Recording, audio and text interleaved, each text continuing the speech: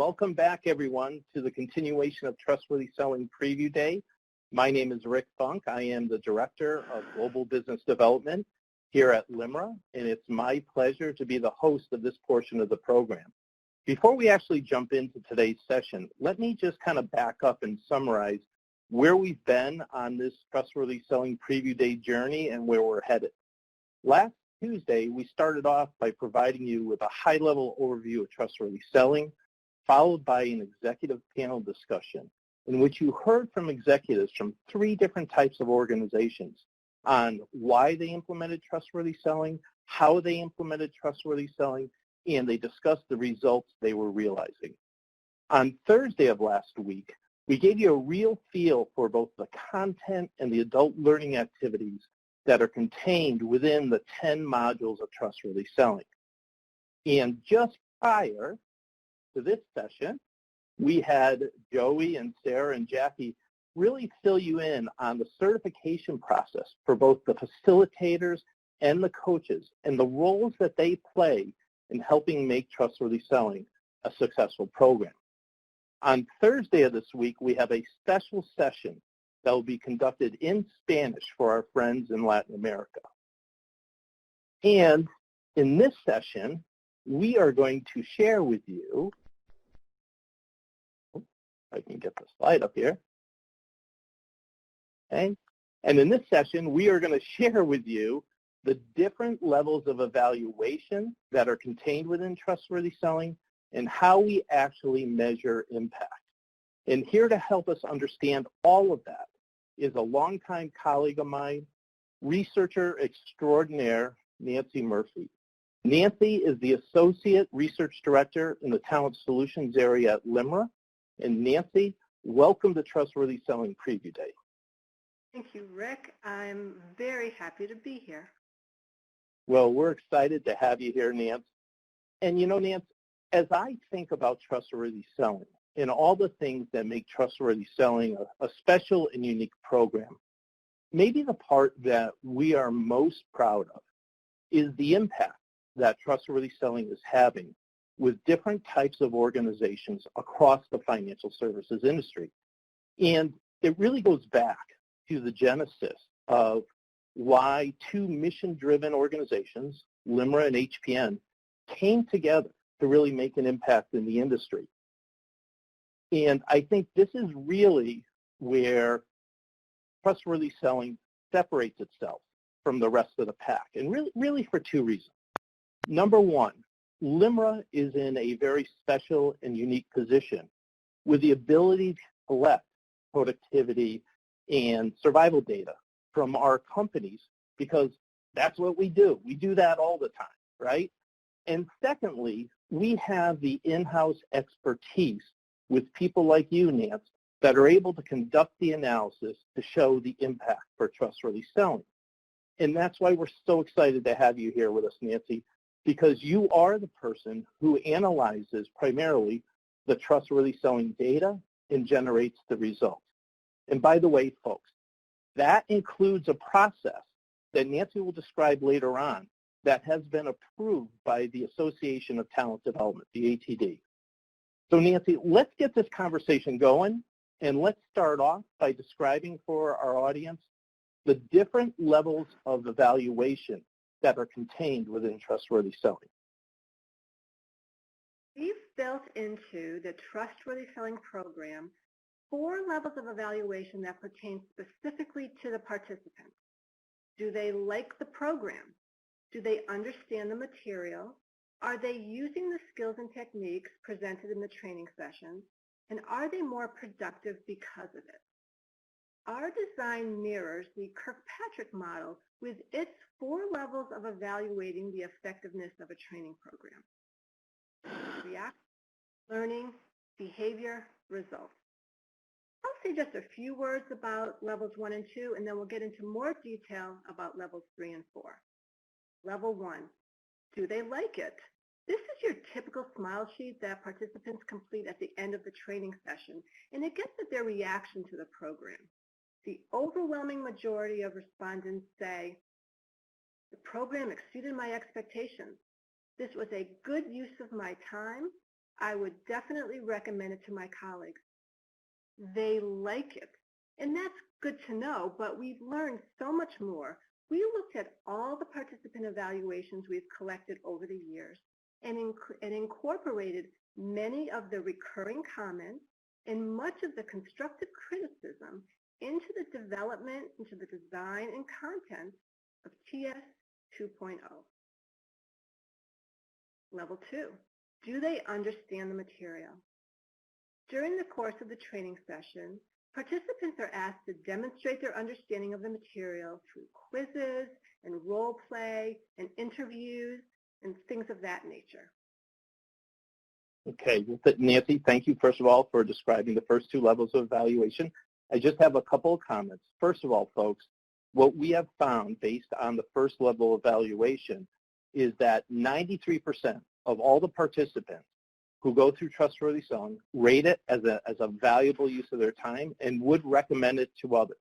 Now, that in itself is something to be proud of, but what we're really proud about is the average tenure of the rep going through Trustworthy Selling is 6.5 years. So we all know those folks can be a little bit more difficult to please than brand newbies, so that's something that we're really proud of. My other comment is regarding the second level of evaluation, which is, do they understand it? And that really speaks to the learning design of Trustworthy Selling. You know, it's learn, demonstrate, apply. You learn the concepts in the classroom. You demonstrate, as you mentioned, Nancy, through role plays, quizzes, adult learning activities, that you understand those concepts, and then you apply it back in your practice out in the field. And that leads us nicely, Nancy, to the third level of evaluation. Third level gets to behavior. Are they using the skills and techniques? Now, level 3, or behavior change, applies only within the professional realm.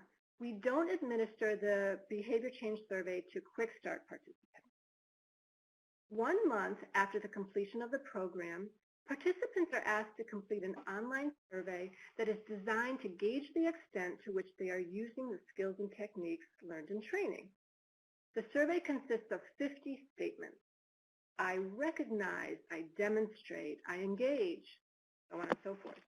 Statements are organized according to the modules of the program and will look very familiar to the participants. Here is a snippet of the behavior change survey. It begins with 6 statements that are relevant to Module 1. Now, it is difficult, if not downright impossible, to read the actual statements. That's okay, because we're going to focus on the responses. There are 4 ways to respond to each statement. I didn't used to do this, and I still don't. I used to do this, and I still do. These responses indicate that there's been little or no change in behavior since attending training. Or the respondents may say, I didn't used to do this, but I do now as a result of training. Or I used to do this, but I do it now even more as a result of training. And these responses indicate that there has been a change in behavior since attending training. They're using the skills and techniques either for the first time or now more than ever. I compile the responses and generate a report. The results provide a company with an early indicator of what kind of lift in productivity they may expect to see. If, for example, the vast majority of respondents indicate making little or no change in their behavior, now, an unlikely scenario for sure, but let's just say, then it stands to reason that we would expect little or no change in their productivity. On the other hand, if the majority of respondents do indicate changing their behavior, then we would expect to see a lift in their productivity. I liken it to a membership at the gym. Anybody can belong to a gym, but if you don't go, or if you go only every now and then and do 3 push-ups and 3 sit-ups only every other time, then your fitness isn't going to improve. But if you go every day and you work with your trainer, if you take the advice and do the exercises, if you engage in the process and work the plan, your fitness will improve. And Nancy, that makes total sense to me. And again, just a few comments that I have on the behavioral survey. First, what we found is that on average, 36 out of the 50 skills have been activated 30 days post-program. And what's really interesting about this is that they're not the same skills for everyone. What we have found that advisors with different tenure activate different skills, which really speaks to the fact that this program has something for everyone in it. Second, Nancy, is you mentioned that the behavioral survey is only done for the professional version of trustworthy selling. Can you just explain why that is and why it's not done for Quick Start version? Pro is designed for experienced agents with that 6 months on the job up to 30 years. You heard me right, 30 years or more. There is trustworthy selling content that resonates with agents with all levels of experience.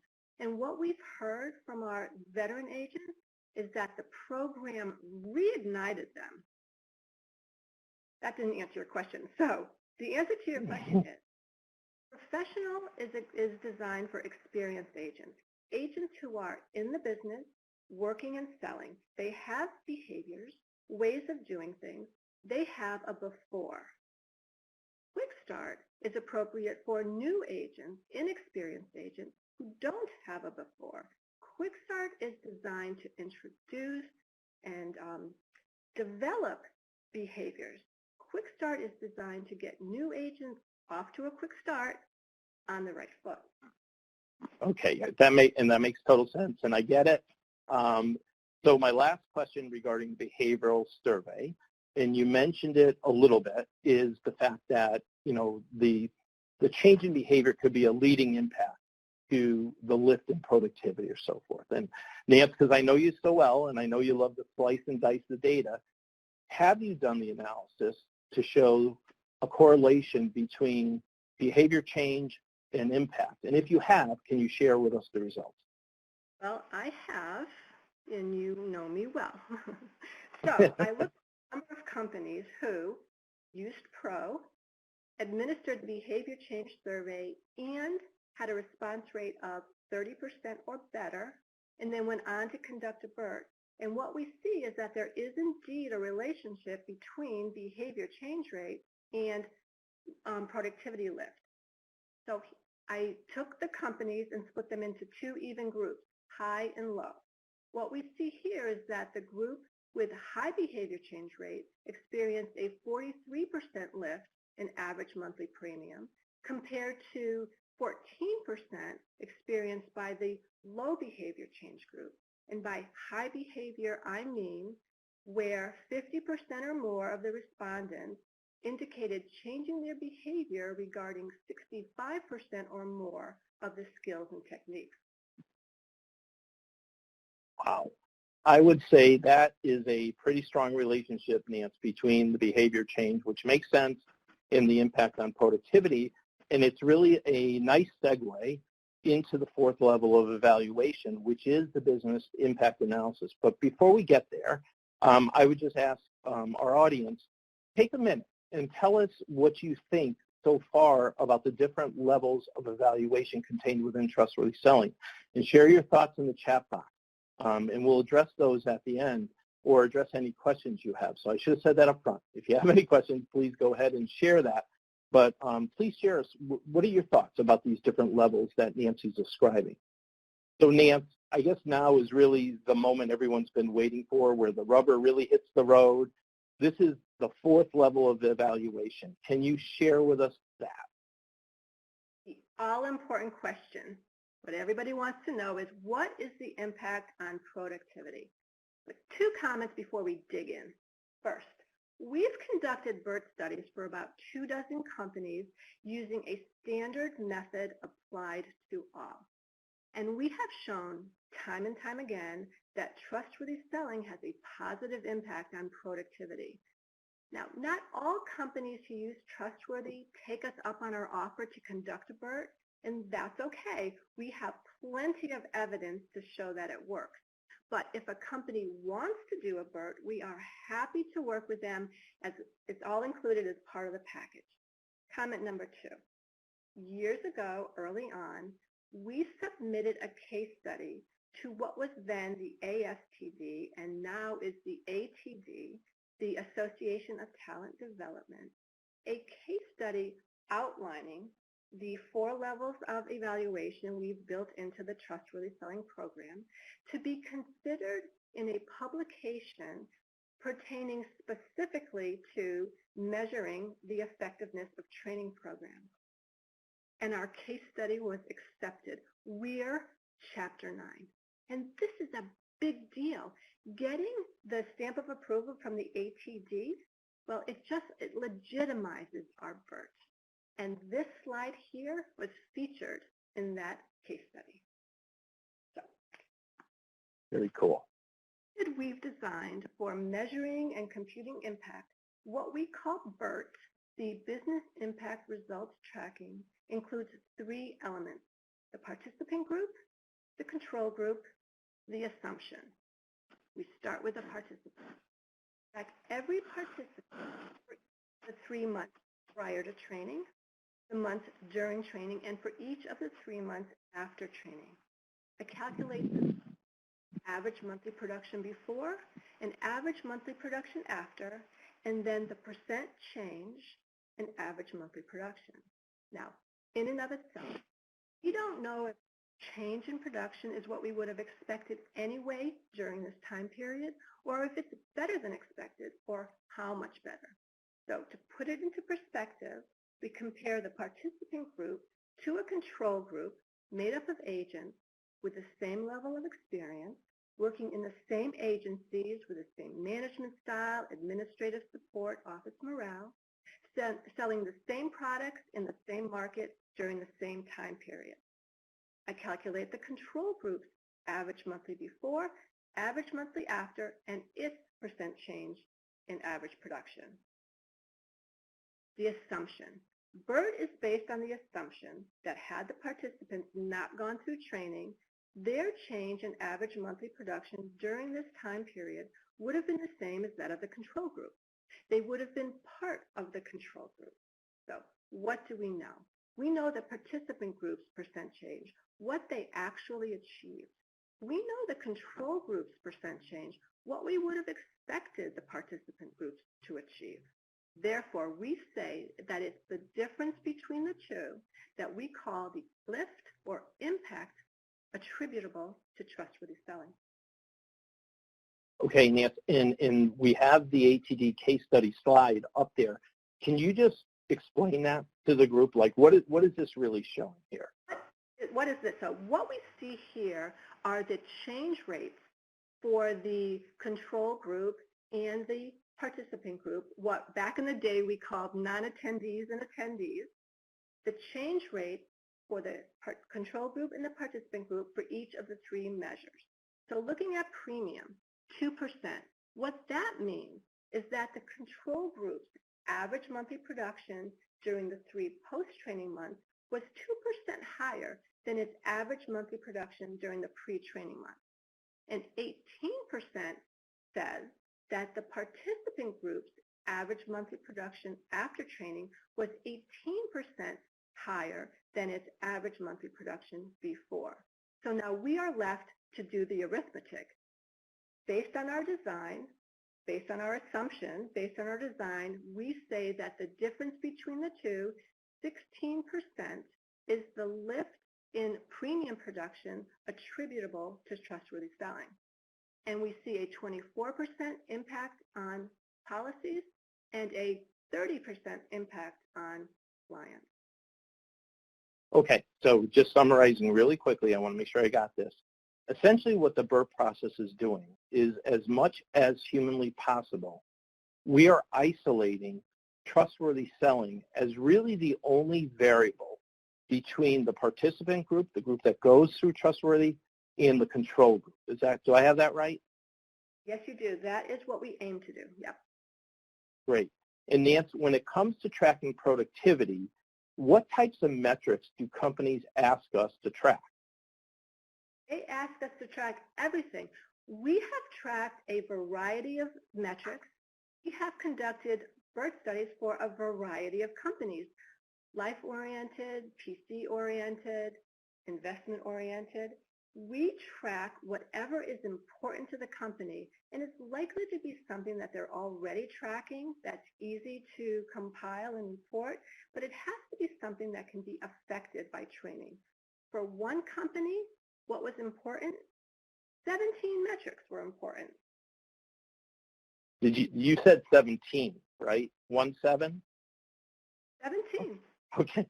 Okay, and so when you did the analysis for that company, what did the analysis reveal?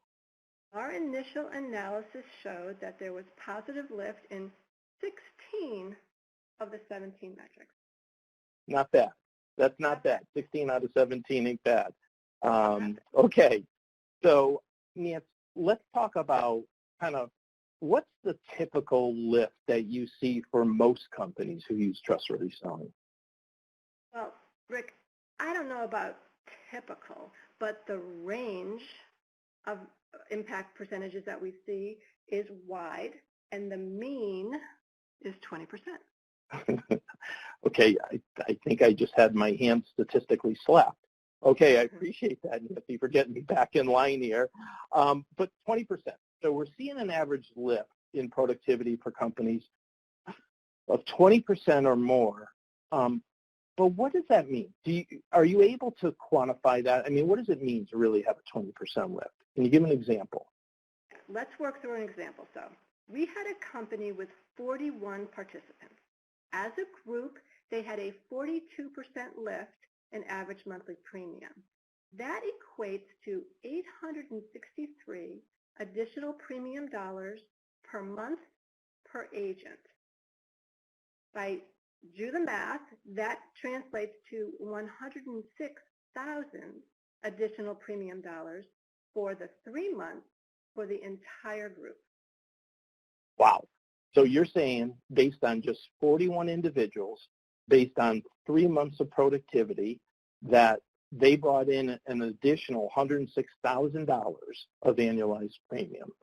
And is that right? So first of all, do I have that right? So far, so good. So Yes. far, so good.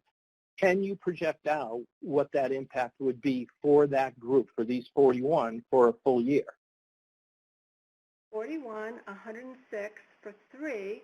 I'm going to multiply that by 4 to get $424,000 for 12 months. But Rick, that estimate, that projection may in fact be conservative because it assumes a consistent differential between the participant group and the control group. And we have reason to believe that as time passes and skills are honed, that the differential actually increases. Wow. Okay, so that is very impactful, and that's based just on 41 individuals.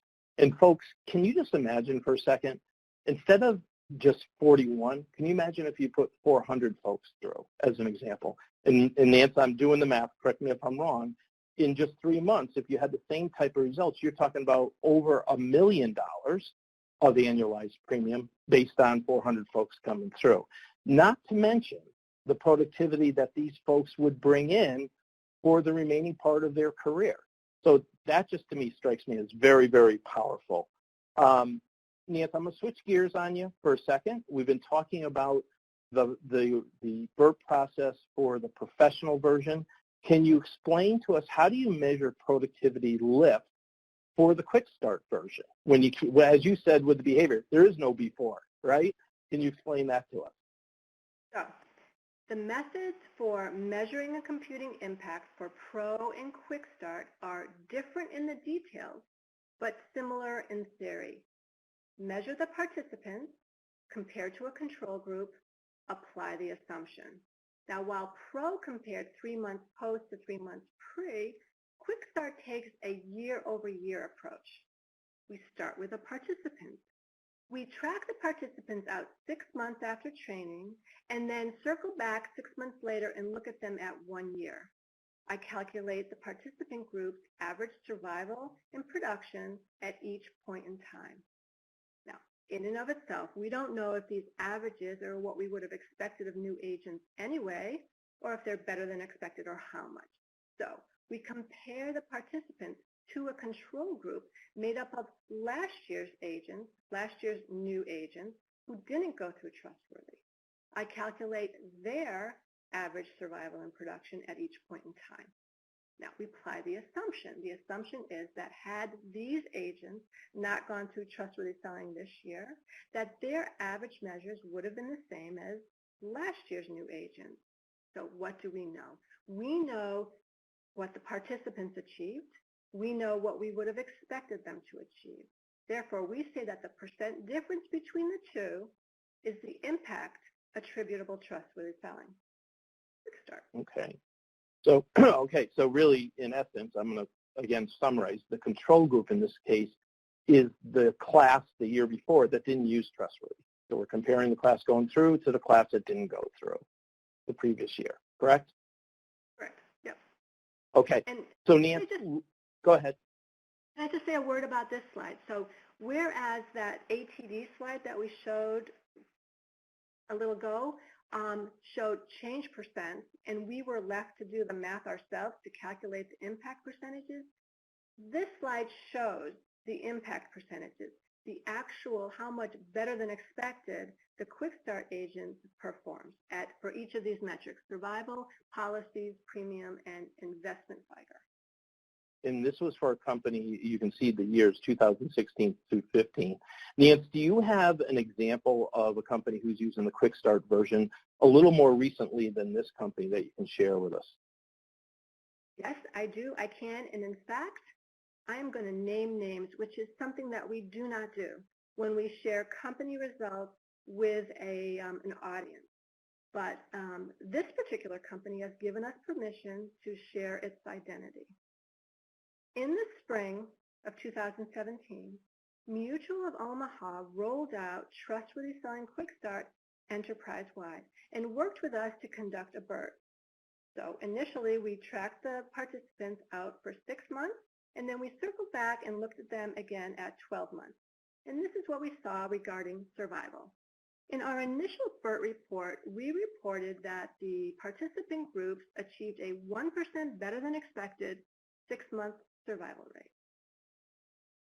No one was impressed. But when we looked back and looked at them at 12 months, we see that the participants had a 12% better than expected 1-year survival rate. Now we were starting to get their attention.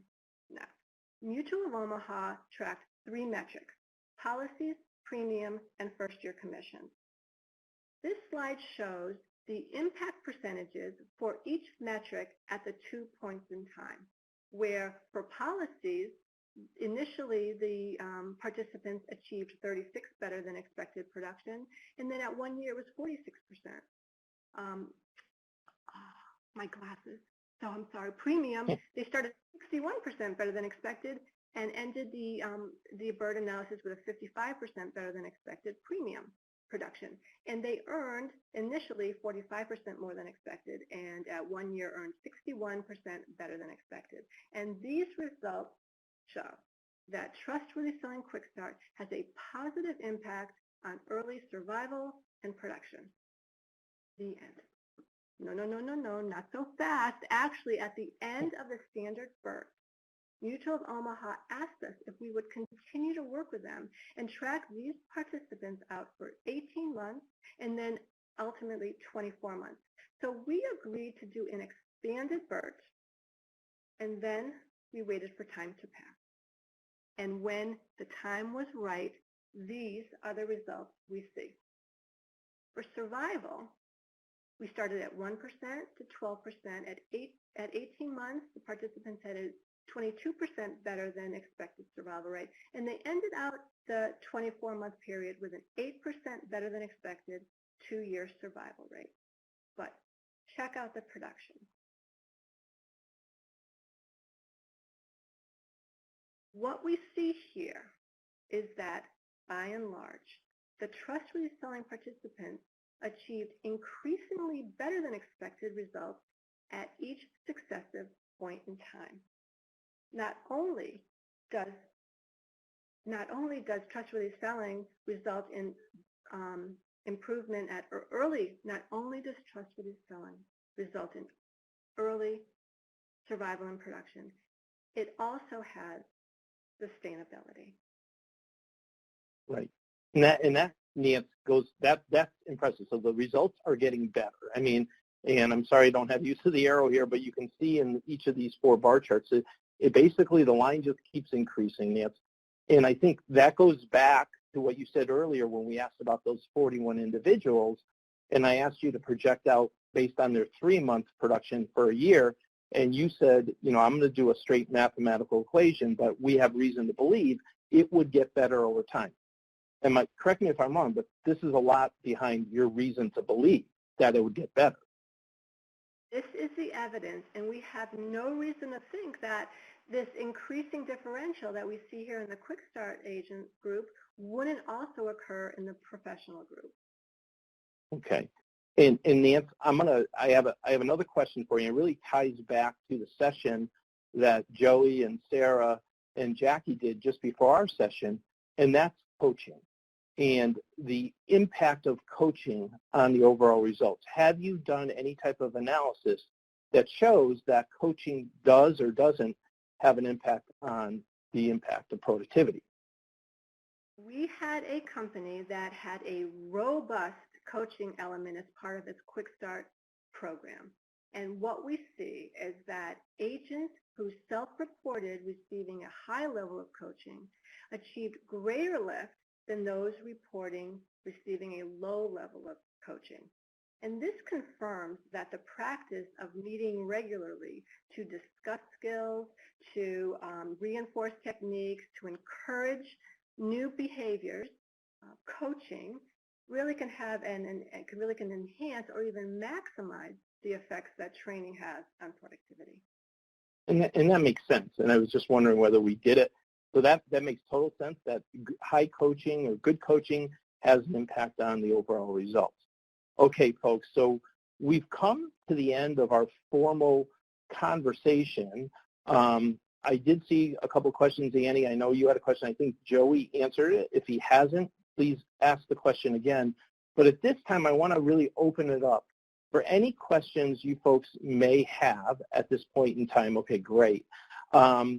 And while you're thinking about questions, I have another question for you, Nance, and it's one that I often have been asked when I'm talking to a lot of our companies about trustworthy selling. And that's the question of, is there a time of the year that is best to run trustworthy selling? Can you speak to that? Because I know, again, you slice and dice the data every which way you possibly can. Rick, it's always a good time for trustworthy selling. Or really what I should say is that it's never a bad time for trustworthy, at least in terms of conducting a BERT report. Now this notion of good time, bad time, better time, we've come to refer to that as seasonality.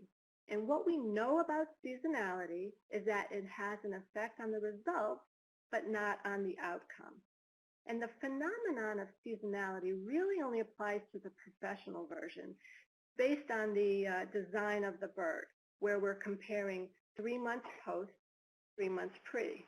So sometimes we might be comparing a naturally high-producing time period to a naturally low-producing time period, or vice versa. And that's okay, because whatever the circumstances are, they apply to both the participant group and the control group. Seasonality is just another factor applied to the numerator and the denominator. It just cancels itself out. Okay, so the bottom line results are all fine and good. The trustworthy selling participant group does better than the control group no matter what time of year. Is that fair to say, Nan? Yep, that's fair to say. Okay, so have you ever, I'm still waiting to see if there's any other questions, and I'll throw out another one. Again, I know you looked at this data a million different ways. Do you ever generate more granular results? Given a sufficiently large sample, at least 60, more is better, we can sometimes dig in a little bit. I can split the sample into 2 parts, high versus low, maybe based on engagement, like level 3 or behavior change information, engagement, or coaching, high or low, or maybe I can split the sample into thirds, high, medium, low, perhaps based on tenure groups or pre-training production levels. And what we tend to see is that those in the high group, when I'm doing high-low, those in the high group have greater lift in productivity than those in the low group.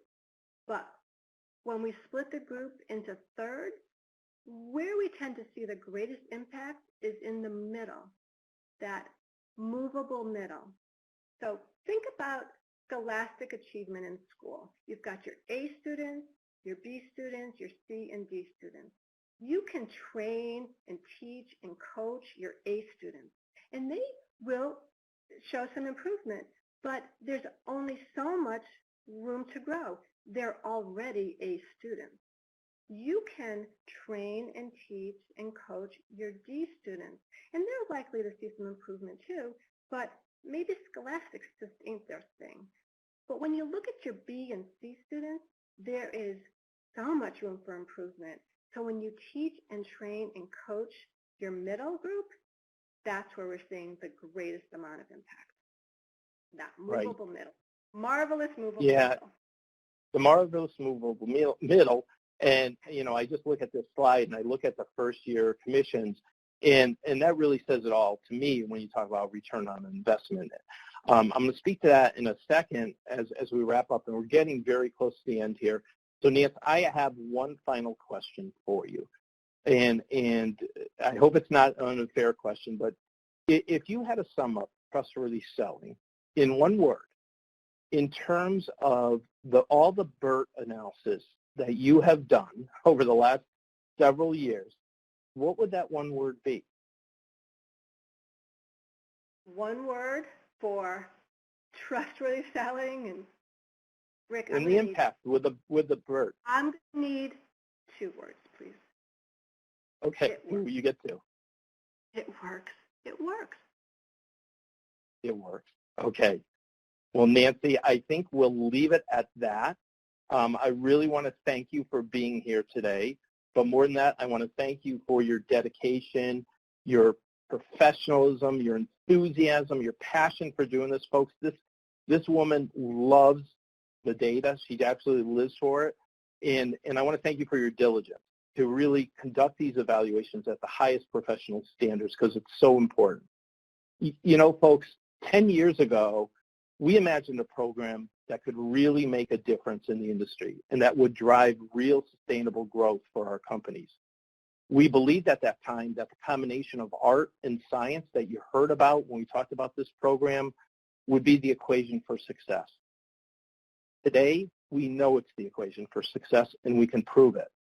We are living in crazy times right now, but as you think about the industry and what the industry is going through, we are living in a low interest rate environment where margins are being compressed. Yet, companies still need to grow productivity. Companies still need to be profitable. I would encourage you all to take a hard look at this program that can drive real sustainable growth. It's what we talked about with the first year commission. That's the type of stuff, the investment, the return that you're getting on is really beneficial. I want to thank you all for joining us on this portion of Trustworthy Selling Preview Day. I hope you found the session valuable. Our last session, just a reminder, is on Thursday. Again, that one's in Spanish for our friends in Latin America. And again, if you have any questions that you think about afterwards, I would encourage you to write them in to info@tsprogram.com. That's info@tsprogram.com. I hope everybody has a great day. Thank you very much.